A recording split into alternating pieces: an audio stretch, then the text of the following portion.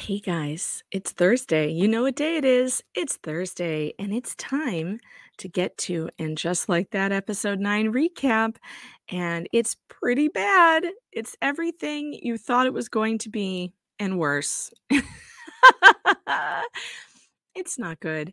And so, because it's very early in the morning, and I shoved my kids on the bus, shoved them on the bus and went straight to HBO, and here I am. And uh, it was worse than I even thought it could be. I thought it was gonna be bad, but it ended up being even worse. So, all right, it's morning time. Obviously, now is not the time for vodka, although we may wish we had some. So get your coffee out because we're gonna drink. We're gonna need it. Trust me. Extra caffeine for everyone. And if you happen to be listening to this at night, please do pull out your vodka because it would make it a lot better. All right, let's start at the beginning of this nightmare. Here we are in a cafe. It opens in a cafe with Miranda and her wig, and Carrie and Charlotte. And the first question that comes to my mind is, why the hell isn't Miranda in Cleveland? What the hell happened in Cleveland? But of course, we don't get to find out what happened in Cleveland. You know why? Because the writers are fucking with us. Let's have a new drink to every time the writers fuck with us. Here we go. Writers are fucking with us. Drink. Here's what they did. It's the exact same thing they did with Steve when he finds out that Miranda's cheating on him with a woman. We don't get that conversation. They're too either lazy or incompetent to write that scene, and so they skip right over it. Last time we saw Miranda, she was in a car screaming into the phone, "I'm in a rom-com, Carrie! I'm going to Cleveland!" And we were all expecting her to show up in Cleveland and find Che fingering somebody else. I mean, what the heck? But that's not what happened, apparently. Apparently, she went to Cleveland and everything was just fine, and she's still dating Jay. What a missed opportunity to have some actual real drama and, make your viewers happy. But these writers don't want to make us happy. Oh, no, no, no, no. No, they want to piss us off. All right, so Charlotte, and I love her blouse, by the way. I feel like Charlotte is the only person the only character in the show that they actually dress appropriately for her character. I mean, that blouse, has there ever been a blouse that's more Charlotte than that? And I love it. It's very beautiful on her. Anyway, Charlotte starts talking about how she thinks she's had her last period and she's officially in menopause. And this is the very first time in 9 episodes that these women have even mentioned menopause. And did they do this because the New York Times said they needed to? The New York Times noticed that there has been no talk of menopause whatsoever. I find it very interesting that all of a sudden at episode 9, they're now talking about it. You know, maybe this would have been something better for episode 1 or 2, or I don't know. I just find it to be it seems like it was shoved in here for no reason. All right. So then, Miranda, I forgot to say, Miranda tells the girls that she wants them to go and paint with her at the women's shelter she's working on with Professor Naya Wallace. Now, this is the first time that we've had anything in the show about Miranda's, like a storyline for Miranda that is anything to do with her work or this drive that she has to change the world. And well, good. Like, this is what she should be doing. Like, why on earth has it taken 9 episodes for Miranda to do anything with her social justice desires? Why has it all been about Miranda? Like, how come we haven't seen her fighting on behalf of any low-income clients? How come she's not taking on pro bono work? How come she's not, which, by the way, would have been a great way for her to meet new characters, and people who are, disadvantaged, for instance, like if she were working pro bono in family divorce court to help women with no income fight abusive husbands, let's say, because there's a hell of a lot of those out there that I cover every day. Like, that would have been a great way for Miranda to put her skills to work for something good, and also a good way to meet new characters. But no, this show has had to be all about Miranda. and her sexual awakening, which has been exhausting for everyone. So she tells them that they're going to come paint. And Carrie says, I can't paint. I'm no good at that. I'll just write a check. Why not? Which I think is a perfectly acceptable answer because a women's shelter is going to need funds. But Miranda goes and says, you can't be the white lady who writes a check. Woke moment. Drink. I don't know about you, but I find that incredibly racist. And I don't know why they keep writing lines like that in here. And they do it throughout the entire show. And we'll get to that in a bit. But just enough already with the racist baloney in this show. I can't take it anymore. All right. So Anthony, I love him. Anthony's so funny. He's wearing one of the those uniforms that he puts the hot guys in because I guess he's short-staffed or whatever. So he's the one delivering bread. And he's wearing one of these short things.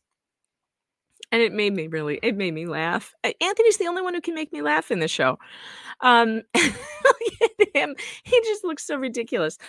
So he is telling Charlotte that he's coming to dinner and he's bringing a new boyfriend. And Charlotte says something, you want to talk about offensive. Charlotte's like, is he child friendly? I mean, Anthony's been your friend for how many years? Do you really think that he would bring someone inappropriate to your house in front of your kids? Like, come on. That was just, if I was Anthony, I would have told her to F off at that point. Like, that was just rude and bizarre of her to say. All right, then we go to Charlotte's house, and Lily, good God, if any kid needed to be hit by a truck, it's this one. She is freaking out because she has her period now. And of course, as all girls know, this interrupts your life. And she has a pool party to go to, and she does not know how to use a tampon. Now, this is a realistic storyline teaching young daughters, about their periods and how to get along and get by and how to deal with it is tough. And I have 2 of them, and I now have 2 with their periods. And let me tell you, 3 women in the house, all PMSing at the same time, sucks to be the boys here, It's not fun. And so I don't not like this storyline because it is something that happens, and there's definitely room for a lot of, humor around this. But again, with the toilet-themed humor, drink. So now we start understanding that we're probably going to see Lily on the toilet, which absolutely is just gross. And I'm sorry, but how many characters in this show?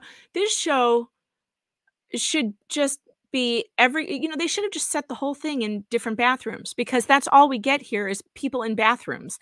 Carrie on the toilet. We've had Carrie on the toilet, Miranda on the toilet in the men's room. Remember that? And Carrie standing in front of urinals. Like, are they sending us a message? I think they are, that this show needs to be flushed down the toilet. Miranda's been on the toilet. Carrie's been on the toilet. Miranda's been on the toilet twice because she was on the toilet in Carrie's apartment. And then now we're going to have Lily on the toilet. Like, I can't with this. It's too much toilet humor. And the show has never been like this. So I don't know why they're doing it now, except that Samantha Irby is obsessed with toilet humor. That really is what makes sense to me. And also, there is this push in some radical sectors of feminism. Not to get on my here, I'll give you a drink for my political soapbox. There are some sectors in the radical feminism movement which loves to put a very big emphasis on periods, and they do some really bizarre things to bring awareness to periods, like having photo shoots with girls walking around in white pants with blood all over them, which is just gross. And I wish it would stop because it's undignified and it's not necessary. Like I don't understand this push to, say normalize periods. What's not normal about periods? We know it's normal, but we're trying to keep our kids from being humiliated, not encourage humiliation, which is what this is. This is another exercise in humiliation. All right, drink to humiliation because that's what they're doing. I'm going to run out of coffee really soon. All right, so there will be more on this later, and it's And again, also, Lily, what is the deal with her tantrums? This is a kid who was established in the first couple episodes, or the first episode, that she is highly dedicated to that piano. She must practice 5 hours a day to play like that. So on one hand, this character is highly disciplined, and on the other, she's also a toddler. That doesn't really track for me. She doesn't have much time to do much else than play the piano, and yet somehow she has secret Instagram accounts, and she's also throwing super temper tantrums because she's super spoiled or something. Like, I don't know how that tracks with a kid who also has to practice 5 hours a day. I don't know. It's incoherent writing. All right, now Miranda and Che are at a restaurant having a date. And of course, Miranda, these girls, these super fans come up and they want a picture with Che because, Che's the most famous person in New York. And Miranda's like, oh, I'll take the picture. I'm the girlfriend. And of course, you can see that Che is like, no, you're not really my girlfriend.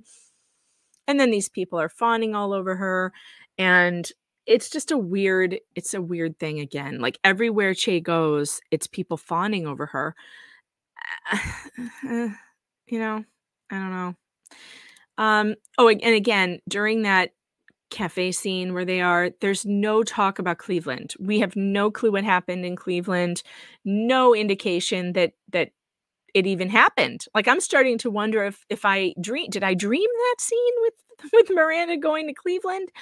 Because it appears to not have happened, but these two are dating. They're still together. So again, all we have is Miranda blowing up her marriage, leaving her husband for this person, and it's all going just swimmingly fine. There's no problem at all. It's just smooth sailing. Okay. So then Carrie and Seema are waiting outside a bar. It's Seema's birthday. They're trying to get into this club. And again, we are not allowed to see Carrie's arms. She is wearing a jacket that is 12 sizes too large. I would really love to see this dress because it looks amazing. It looks like it would be so beautiful on her, but we can't see it. We're not allowed. They will not take, like, what is wrong with her arms? Is something going on with her arms? Does Sarah Jessica Parker have something wrong with her arms and she doesn't want anyone to see them? I doubt it. She's still in great shape. What is the deal? And if she doesn't like her arms, why not put her in long sleeves that are fitted to her body? What is this? It's ugly. It's the wrong color. You know what it looks like? It looks like one of those jackets. Like if you went into a restaurant where it was jackets only and you didn't have one and they were like, oh, we have one in the back. Let me get you one. And it's been sitting in the closet for the last 10 years. That's what it looks like she's wearing. Let's drink for the Carrie in a huge oversized jacket again, because you're going to see that again. All right. And her hair, by the way, again, with the slick back granny bun. Looks terrible on her. I mean, I don't understand why they do this. It ages her incredibly. It doesn't do anything for her face.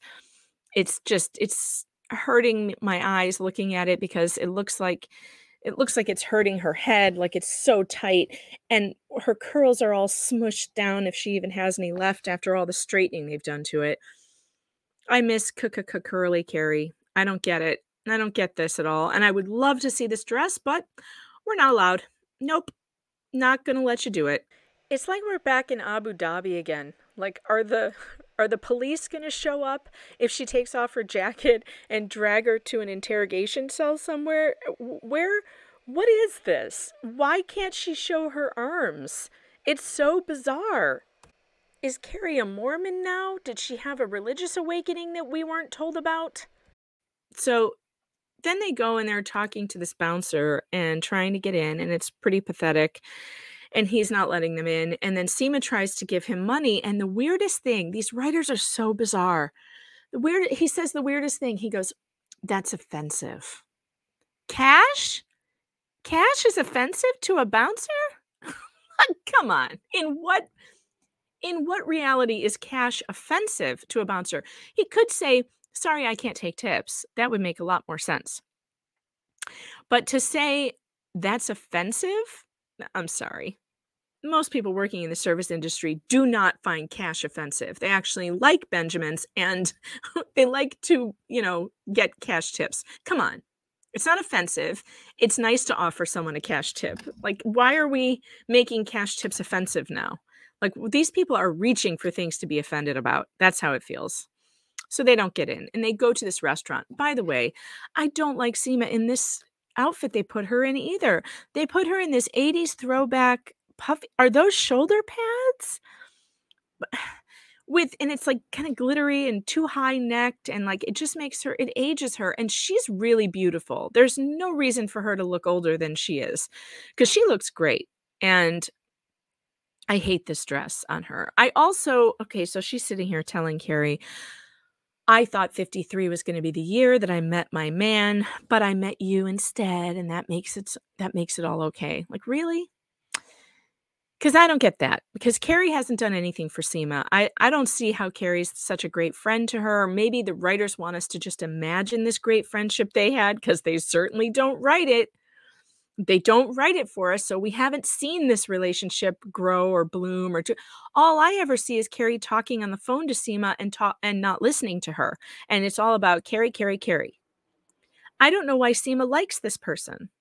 I mean, maybe she's hanging around to, get another commission on a house sale, but that seems to be the only thing that Carrie's good for in Seema's world, because Seema seems to have more to offer than Carrie does in the friendship department. And I just can't figure out why she likes this friendship.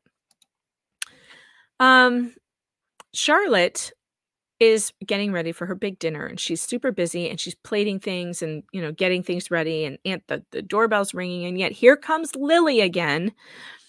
Lily now has decided that now is the time that she wants to learn how to use a tampon. Now, again, drink.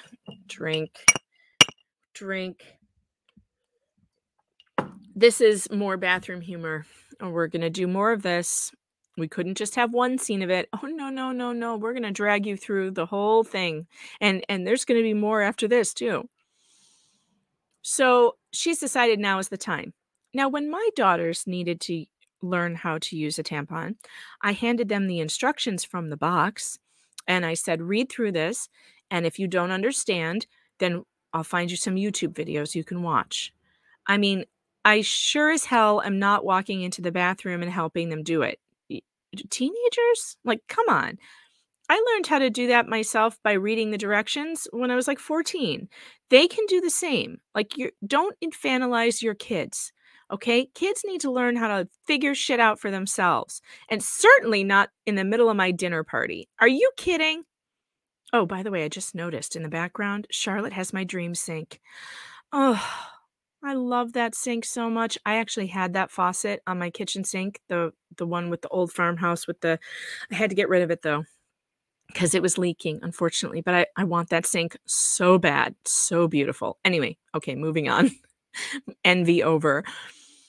Charlotte, does not say no to these children. And this is a problem. This is a problem, parents.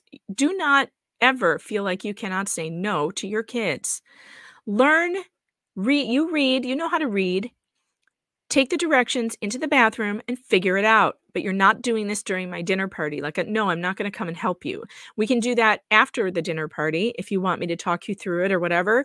But from outside the bathroom door, but I'm not going to be doing that right now. No. But no, Charlotte doesn't do that. She leaves her steaming food on the counter and tells her husband to check the challah in 10 minutes. Like, does anyone else think that this is not going to go well? Of course it's not going to go well. Meanwhile, while Charlotte is in the bathroom with Lily, Anthony shows up with his boyfriend, or the new date, not boyfriend. And the very first thing that comes out of his mouth is, oh, is this a Jewish dinner? And Harry says, why, yes, it is. And this guy just says he's a Holocaust denier. I'm not even going to say what he said, because then someone will clip me saying it and say that I said that. I'm not, then Anthony screams at him to get out. And look at this guy. They've got him with this, the haircut that they're trying to make him look like a skinhead or something. And so this is your woke moment, by the way. Drink. To remind you that there are bad, evil people out there who look like this guy who deny the Holocaust, and we should all be very scared of them and, throw them out of our homes and things. And I think that this is just another exaggerated lie. Yeah, of course there are Holocaust deniers out there. There are crazy people who believe anything. There are people who believe we haven't been to the moon. There are people who believe that the earth is flat. This is a tiny minority of people. These are not people that are going to come into your home and, I mean, it's just insane. What are the chances that Anthony would actually find a gay guy who would be this guy? They're not good. Okay. So, but we have to get in our dig to what they consider to be the far right, which, by the way, I don't know far right people. I really shouldn't even say that because I don't know anybody who's like super far right. I don't know any Holocaust deniers. So that should tell you something, because I've been in the conservative movement for over 20 years, and I don't know anyone, not one person, who denies the Holocaust. I don't know them personally. I'm not saying they don't exist. I'm saying they are a very small minority of people who have no power whatsoever in the political discussion. They have their corners of the internet, and that's the only place where they are. Making it out to seem like, and this is what Hollywood does. Anytime they show anyone who has a differing political opinion than the approved opinions, it's going to be a crazy, like far right, not even far, I hate to even say that because I don't even, it's going to be some crazy Holocaust denier, which literally I've never met. So if I've never met one of those people, and I've been in this movement, you saw the pictures. I've been covering Republican events as a journalist for 20 years. I've never met anyone like this. So I'm telling you, there are very, very few people like this, and it bothers me that they make a big deal out of it. Oh, shoot. I didn't mean to go back that far. It's weird that they make a big deal out of it and that they always try and do this. So anyway, I forgot to say, so Charlotte's in the bathroom now. We're going to get this bathroom scene. So yet another bathroom scene. Ugh. And now she's got the tampon. She's holding it up. Is this now a tampon commercial? So welcome to the portion of this show that is a commercial. Drink. They do this all the time with different products. And so now I guess we're selling tampons. So anyway, she's giving Lily a tutorial sort of how to put this in, which, why doesn't she just hand her the directions? I don't understand this. She's got guests waiting. She's got dinner on the table. Like, it's just bizarre. And this goes on for a long time. And I was hoping that these people were going to keep the camera on Charlotte, but no, they had to show us a minor on the toilet trying to insert a tampon. I'm so disappointed, and I'm grossed out by Michael Patrick King and his infatuation with showing minors doing uncomfortable things and inappropriate things on television. As a parent, it pisses me off. Like, can we protect our kids? How old is this kid? She's like 13 or 14 years old, and she's on camera and trying to insert a tampon. Like, come on. It's just gross. And I'm sick of being grossed out by these people. I don't know why they do this. And so this goes on forever. I mean, this is the scene that does not end. I mean, it could have been better if they had, I wish they had just not even had this. I mean, who cares? But if the camera had stayed on Charlotte while she was trying to talk her through it, it would have been more acceptable. There was kind of a funny scene where Charlotte's like sitting in the bathtub trying to give her, like, walking her through like a meditation to try and get it in. But again, I do not want to think about a 13-year-old girl inserting a tampon. Like, it's just gross. And I wish they would not have done this. But these people like Samantha Irby, they just love this gross out kind of stuff. So Carrie now goes on date number 2 with the teacher. And I thought that I might say something positive about what she was wearing because I was trying to like it, but I really don't like it. But before we get to the outfit, let me just say, he comes in, she says, "We're not going to have dinner. I can't do it." So she lets him come all the way to dinner to tell him that I'm standing you up. And again, it's all about Carrie. She's so selfish and so self-centered that she can't put aside, like her stuff for a second to consider that she's ruining someone else's night. And instead of like, why doesn't she just say to him, look, I can't have a romantic connection with you, but we can be friends. So let's go have dinner. Like, you can't just eat with someone who's a friend. He got dressed. He came all the way down here, and you didn't bother to just pick up the phone before that and say, I can't do it. You knew you weren't going to go, but you said it would be better to see him in person to tell him this. I don't understand. Again, more of Carrie's selfishness. Let's drink during Carrie's selfish moments, shall we? Okay, moving on. All right, so here's a better screenshot of this outfit, and I hate it. The skirt is too long. It ages her immensely. It's also too poofy. She's like adding all this bulk to her, and I don't understand why. She's never going to wear anything that fits her in this, I guess. That shirt has huge puffy sleeves again. The sheerness of it is kind of Carrie-like, but at the same time, it's just too big. Everything's too big. The dress is too long. Like, she's got great legs. She should be wearing knee length or maybe even a little higher because she has terrific legs. If you dress like a bag lady, and that's what she looks like, a hobo. I don't understand why they keep making her look like a hobo, but whatever. Her hair looks terrible too. Looks like she didn't do anything to it. She just pulled it back into a low ponytail and called it a day. Like it's just bad. It's bad. They've taken away curly, and I miss it. Miranda goes to Che's house. Now, we all thought that this was going to be the Cleveland scene from the preview. And of course, it turns out these sneaky writers, we don't get the Cleveland scene at all. This is just Miranda and Che dating. She, for some reason, goes to her house unannounced, and she does this weird knocking thing that's so juvenile. She's like knocking in a circle. Let's drink to Miranda's cringe moments, because this was definitely one of them. She should be glad Che didn't see her do that, because that was really cringe. So Che comes to the door, and she's not happy to see Miranda because Miranda did not call or text. And of course, we all think she's got somebody in the apartment. She's all like, well, this is awkward. And of course, Miranda thinks she has someone there. But no, she doesn't. Nope, she's just writing and she doesn't want to be disturbed. And Miranda's having a, overacting issue. This is a Cynthia Nixon overacting thing where she starts smiling too much. And as a Real Housewives recaps points out, we can't stop looking at the teeth. And then Miranda runs away dramatically. I'm not this person. I shouldn't have done this. What would Meg Ryan do? I would never have done this if you were a guy. And then what's interesting is that Che says, I'm not a guy.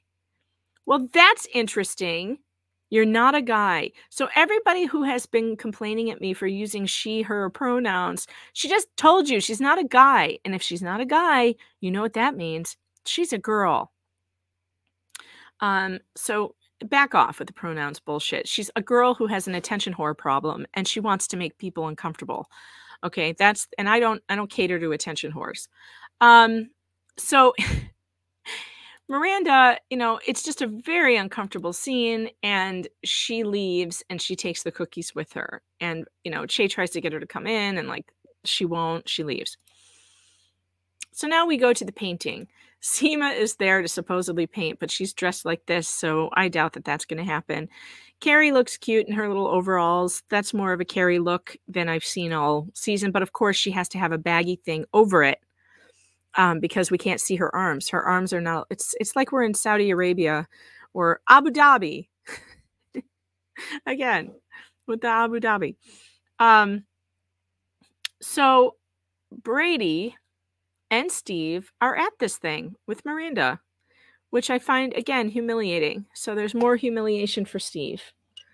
Like, Steve not only gets cheated on, but now he has to do what Miranda tells him and show up at her event and help her paint.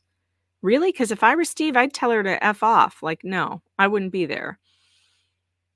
So this giant limo pulls up and Charlotte jumps out. And she's ready to paint, and she's there with all the kids and LTW. Now, what the hell is she wearing? She is wearing what appears to be like a flak jacket. Not a flak jacket. What do you call those things? You go to when you go into a war zone, journalists wear them and there's like pockets all over them, or maybe on a safari and there's pockets all over them. Yet in her pockets, she has a hairbrush, mascara, makeup. What the hell? What? Look at this. She's got compacts. She's got makeup brushes, strapped onto the pants, the jacket. Like, what is she doing? I don't get this. I got the camera, like she's going to take pictures, but she's going to do people's makeup before she takes their pictures. Is that what this is supposed to be?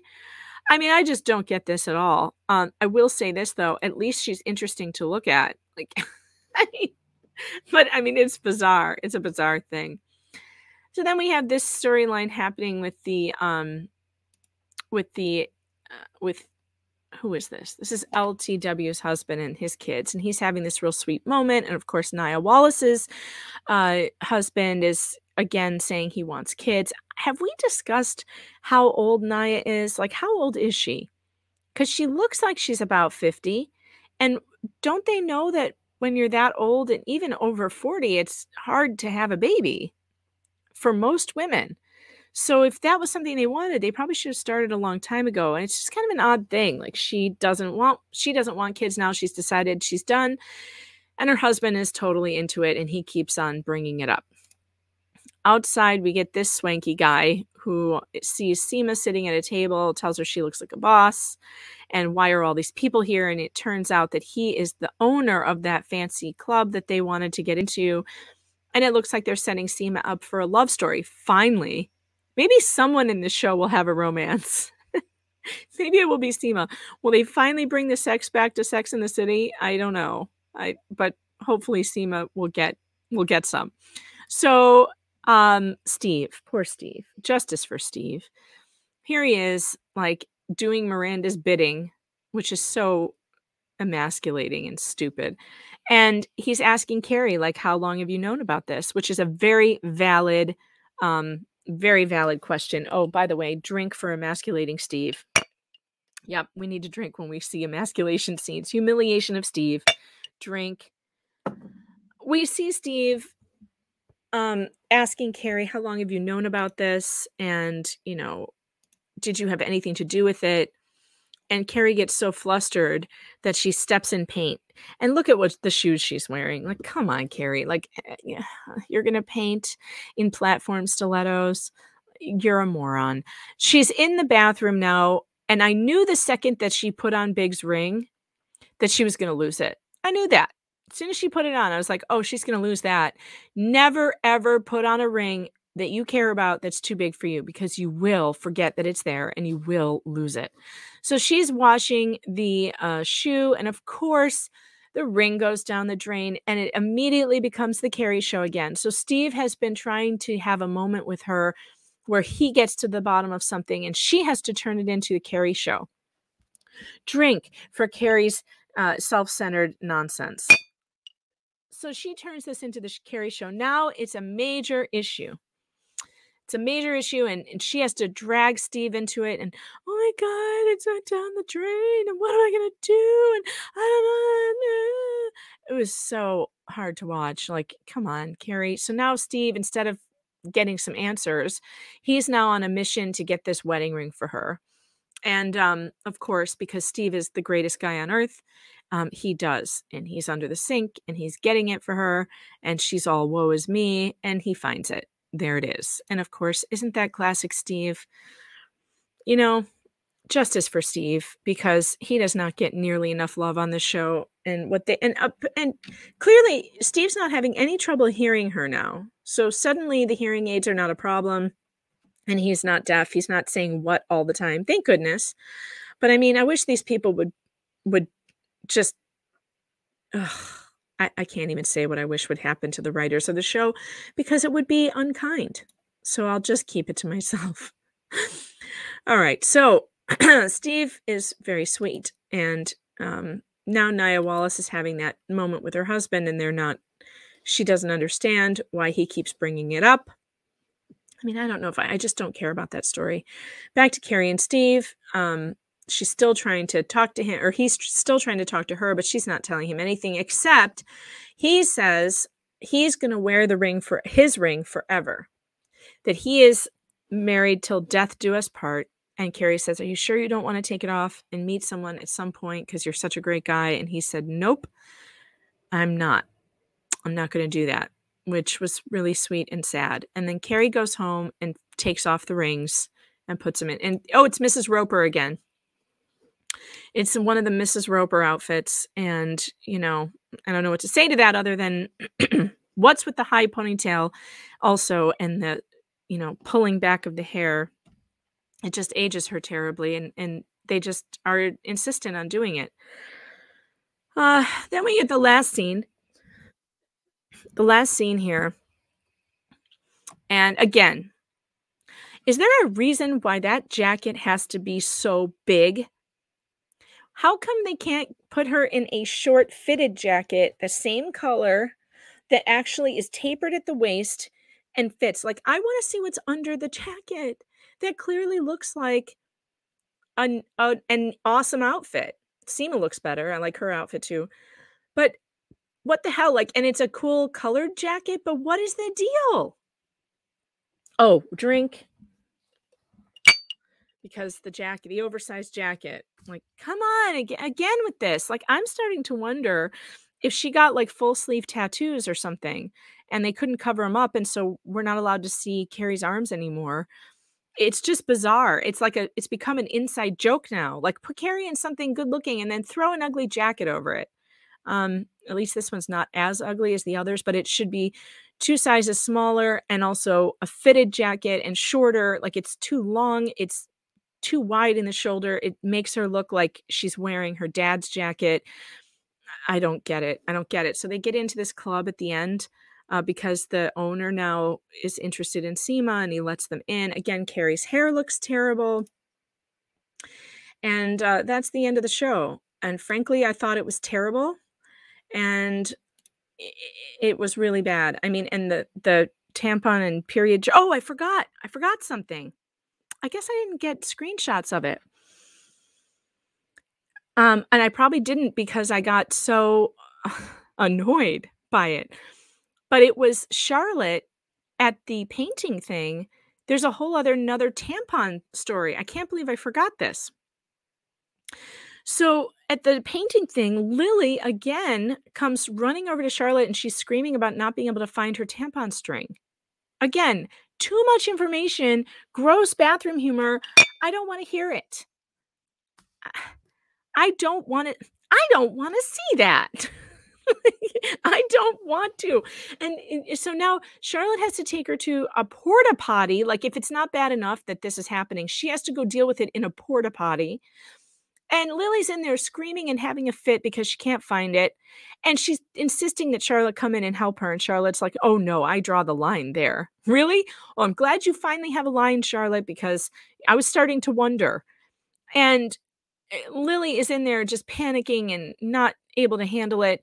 And she finally finds it. And now she wants Charlotte, literally, she wants her mother to come in and pull it out for her. Like, could we get any grosser than this? I'm just grossed out. It's enough. But to make matters worse, Charlotte goes walking away, and now we see she's got her period. And it's all over the back of her clothes. She's wearing that white painting outfit, and of course there's a huge red blood splotch on the back. Now, it looks like a murder scene. First of all, ladies, we've all been in situations where we weren't prepared or we had a problem like that, but not like that. That is not how it looks. If you can feel it, for God's sake. In order to have that much blood on the back of your pants, you would have had to have been ignoring the fact that you were bleeding for like an hour and a half, maybe more. I'm sorry, but I know, we all know how it feels. The second you start bleeding, you're like, "Ah, crap." Like, no one is sitting in it for that long that it would spread across the back of your outfit.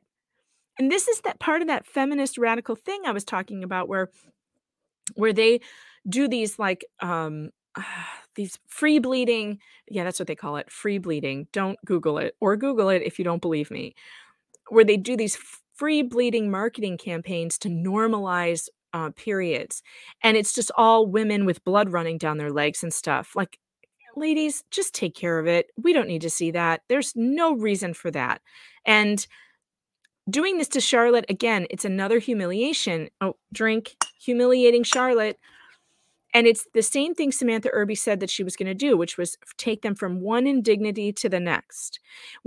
By the time you're 50 years old, you're not having accidents like that. If you don't know your body by then and what it feels like to start your period, yeah, you're just not paying attention. I'm 45 years old. I have not had an accident like that since I was about, I don't know, 15. Come on. And the only time that you would have a situation like that is overnight when you're sleeping, because you're not aware of it happening. But when you're conscious, you know it's happening. And I am so annoyed by this idea that Charlotte would have no clue that she was bleeding, and it would just be all over the back of her pants just to humiliate her on the street in front of people. It's sick. And it's not funny. None of that is funny. I didn't laugh. I just felt sick. So that's the end of that. I don't think I've missed anything else. I hated every minute. I actually found this to be worse than usual. I don't know. It's hard to tell now. It's all so bad. So leave me your comments below. Tell me what you thought of it. Tell me if you thought I got anything wrong. Maybe we disagree on stuff, and that's okay. Leave me your comments. And then tonight, I've got a special treat for you. I am doing another live stream with Mike Harlow. We're here. One of us is queer, and we're sick of this shit because I know you all want to know Mike's thoughts on this terrible show. And so he will be here tonight with me on the live stream. I don't know what time, probably around the same time that we did the last time, maybe 8 or 9 p.m. I'll try and post like an announcement beforehand, but we're fluid like that. We're not going to be stuck with a time. We're time fluid. All right, guys, have a great day. Talk to you later.